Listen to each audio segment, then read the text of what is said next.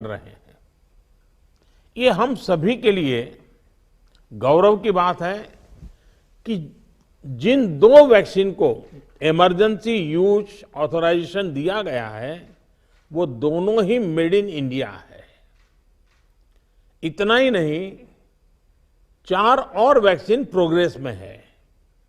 और ये जो मैं करीब 60-70% काम पहले राउंड का होने के बाद बैठने की चर्चा इसलिए करता हूं कि उसके बाद और वैक्सीन भी आ जाएगी, और जब और वैक्सीन आ जाएगी तो हमें फ्यूचर का प्लान करने में वो भी एक बहुत बड़ी सुविधा रहेगी। और इसलिए सेकंड पार्ट इसका जो है, जो हम 50 से ऊपर वालों के लिए जाने वाले हैं, तब तक शायद हमारे पास और भी कुछ वैक्सीन आने की संभावनाएं हैं। साथियों, देशवासियों को एक प्रभावी वैक्सीन देने के लिए हमारे एक्सपर्ट्स ने हर प्रकार की सावधानियां बरती हैं, और अभी साइंटिफिक कम्युनिटी की तरफ से विस्तार से हमें बताया भी गया है।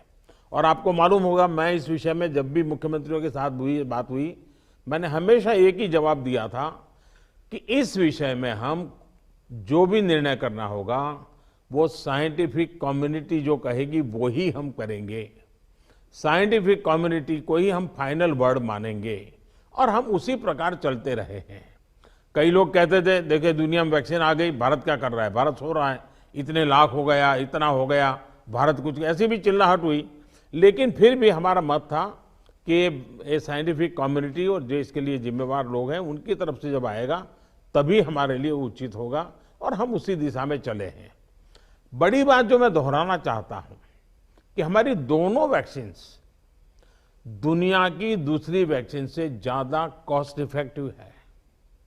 हम कल्पना कर सकते हैं, अगर भारत को कोरोना टीकाकरण के लिए विदेशी वैक्सीन पर पूरी तरह निर्भर रहना पड़ता तो हमारे क्या हालत होते, कितनी बड़ी मुश्किल होती, हम उसका अंदाज लगा सकते हैं।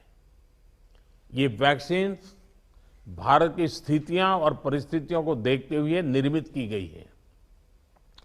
भारत के टीकाकरण का जो अनुभव है, जो दूर सुदूर क्षेत्रों तक पहुंचने की व्यवस्थाएं हैं, वो कोरोना वैक्सीनेशन कार्यक्रम में बहुत उपयोगी सिद्ध होने वाली है। साथियों, आप सभी राज्यों के साथ सलाह मशवरा करके ही ये तय किया गया है कि टीकाकरण अभियान की शुरुआत में किसे प्राथमिकता दी जाएगी। हमारी कोशिश सबसे पहले उन लोगों तक कोरोना वैक्सीन पहुंचाने की है जो देशवासियों की स्वास्थ्य सुरक्षा में जुटे हुए हैं, जो हमारे हेल्थ वर्कर्स हैं, सरकारी हो या प्राइवेट, पहले उनको टीका लगाया जाएगा। इसके साथ साथ हमारे जो सफाई कर्मचारी हैं, दूसरे फ्रंटलाइन वर्कर्स हैं, सैन्य बल है, पुलिस और केंद्रीय बल हैं, होमगार्ड है, डिजास्टर मैनेजमेंट वॉलेंटियर समेत तमाम सिविल डिफेंस के जवान हैं, कंटेनमेंट और सर्वेलेंस से जुड़े रेवेन्यू कर्मचारी हैं, ऐसे साथियों को भी पहले चरणों में टीका लगाया जा रहा है। देश के अलग अलग राज्यों के हेल्थ वर्कर्स, फ्रंटलाइन वर्कर्स की संख्या देखें तो एक करीब 3 करोड़ होती है। ये तय किया गया है कि पहले चरण में इन 3 करोड़ लोगों को वैक्सीन देने के लिए जो खर्च होगा वो राज्य सरकारों को वहन नहीं करना है, भारत सरकार इसको वहन करेगी। साथियों, वैक्सीनेशन के दूसरे चरण में, वैसे एक प्रकार से वो तीसरा चरण हो जाएगा, लेकिन हम अगर इन 3 करोड़ को एक माने तो दूसरा चरण 50 वर्ष से ऊपर के सभी लोगों को और 50 वर्ष से नीचे के उन बीमार लोगों को जिनको संक्रमण का सबसे ज्यादा खतरा है, उनको टीका लगाया जाएगा। आप सभी परिचित हैं कि बीते कुछ हफ्तों में जरूरी इंफ्रास्ट्रक्चर से लेकर लॉजिस्टिक तक की तैयारियां सभी राज्यों और केंद्र शासित प्रदेशों के साथ विचार विमर्श करके, लगातार मीटिंगें करके, मॉड्यूल्स बना करके इसको पूरा किया गया है। देश के लगभग हर जिले में ड्राई रन्स भी पूरे हो चुके हैं। इतने बड़े देश में सभी जिलों में ड्राई रन्स हो जाना, ये भी अपने आप में हमारी काफी बड़ी कैपेबिलिटी को दिखाता है। हमारी जो नई तैयारियां हैं, जो कोविड के एसओपीज हैं, उनको अब हमें अपने पुराने अनुभवों के साथ जोड़ना है। भारत में पहले से ही अनेक यूनिवर्सल इम्यूनाइजेशन प्रोग्राम ऑलरेडी चल रहे हैं, हमारे लोग बड़ी सफलतापूर्वक कर भी रहे हैं। मिशन रूबेला जैसी बीमारियों के खिलाफ भी व्यापक कैंपेन हम लोग चला चुके हैं। दुनिया के सबसे बड़े चुनाव और देश के कोने कोने तक पहुंचकर मतदान की सुविधा देने का भी हमारे पास एक बहुत ही अच्छा अनुभव है। इसके लिए जो बूथ स्तर की रणनीति हम बनाते हैं, उसी को हमें यहां भी प्रयोग में लाना है।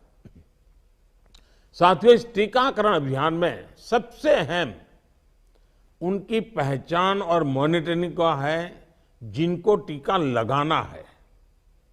इसके लिए आधुनिक टेक्नोलॉजी का उपयोग करते हुए कोविन नाम का एक डिजिटल प्लेटफॉर्म भी बनाया गया है। आधार की मदद से लाभार्थियों की पहचान भी की जाएगी और उनको दूसरी डोज समय पर मिले, ये भी सुनिश्चित किया जाएगा। मेरा आप सभी से विशेष आग्रह रहेगा कि टीकाकरण से जुड़ा रियल टाइम डेटा कोविन पर अपलोड हो, ये सुनिश्चित करना है। इससे जरा सी चूक भी इस मिशन को नुकसान पहुंच सकता है। कोविन पहले टीके के बाद एक डिजिटल वैक्सीनेशन सर्टिफिकेट जनरेट करेगा। लाभार्थी को यह सर्टिफिकेट टीका लगाने के बाद डिजिटली तुरंत देना जरूरी है, ताकि उसे सर्टिफिकेट लेने के लिए फिर ना आना पड़े। किसको टीका लग चुका है, ये तो इस सर्टिफिकेट से पता चलेगा ही, साथ ही दूसरी डोज उसको कब लगेगी, इसके रिमाइंडर के रूप में भी ये काम करेगा।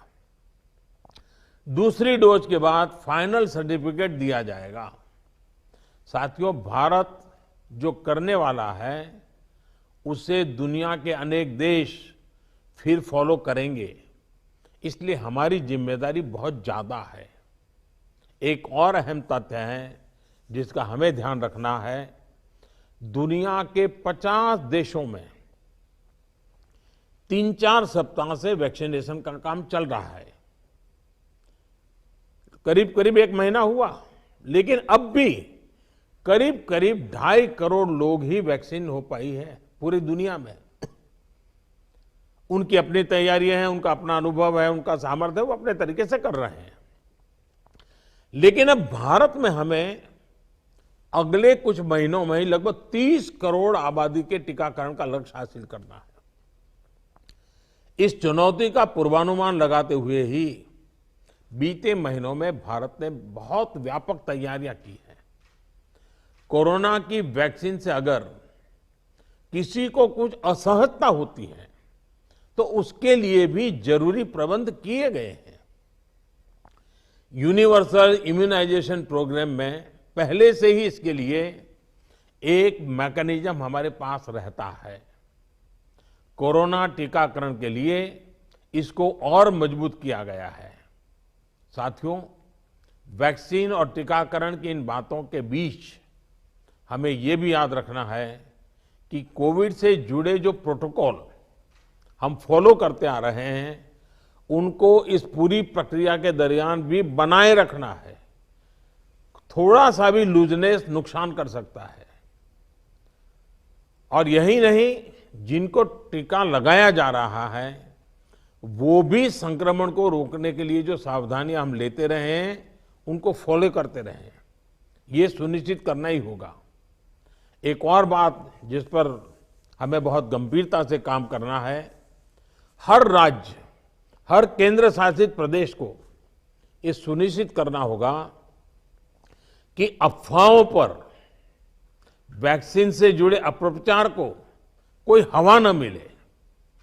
इफ्स और बट्स से बात नहीं होनी चाहिए। देश और दुनिया के अनेक स्वार्थी तत्व हमारे इस अभियान में रुकावट डालने की कोशिश कर सकते हैं। कॉरपोरेट कंपटीशन भी इसमें आ सकती है। कंट्री का प्राइड के नाम से भी आ सकता है, बहुत सी चीजें हो सकती हैं।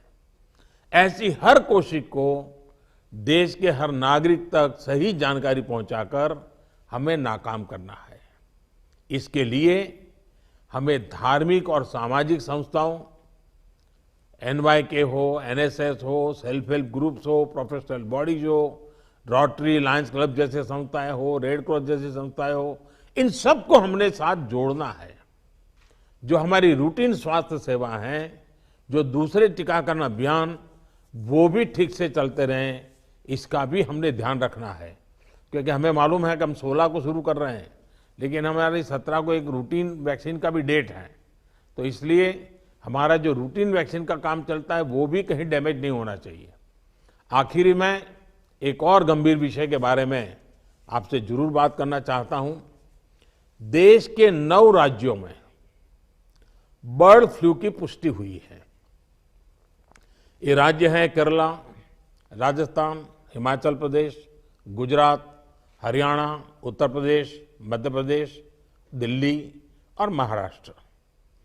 बर्ड फ्लू से निपटने के लिए पशुपालन मंत्रालय द्वारा कार्य योजना बनाई गई है, जिसका तत्परता से पालन आवश्यक है। इसमें डिस्ट्रिक्ट मजिस्ट्रेट की भी बड़ी भूमिका है। मेरा आग्रह है कि प्रभावित राज्यों के मुख्यमंत्री साथी भी मुख्य सचिवों के माध्यम से सभी डिस्ट्रिक्ट मजिस्ट्रेट का मार्गदर्शन करें। जिन राज्यों में अभी बर्ड फ्लू नहीं पहुंचा है, वहां की राज्य सरकारों को भी पूरी तरह सतर्क रहना होगा।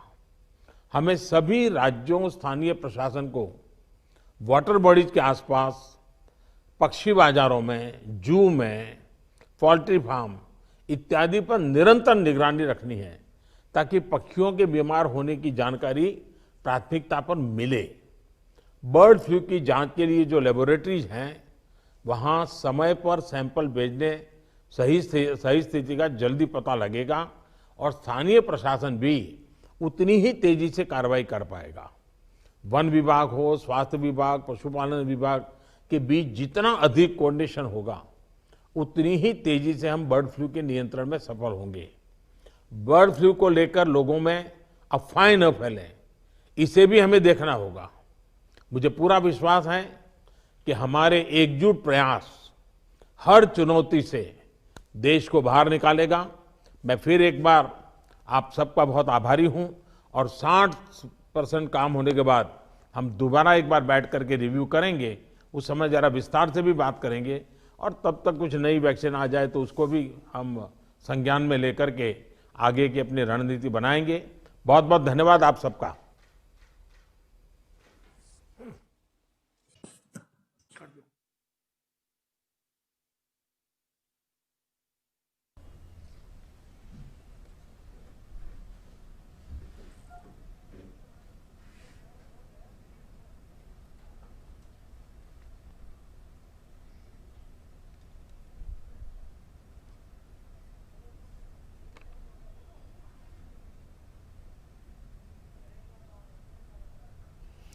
Well, those were the concluding remarks by Honorable Prime Minister ahead of 16th January massive inoculation or vaccination rollout drive. Remember, one of the biggest and the largest in the world. A while back, Prime Minister had a very comprehensive and extensive stock-taking, very key meet with the chief ministers. He took stock of the situation and he extensively talked about the kind of mechanism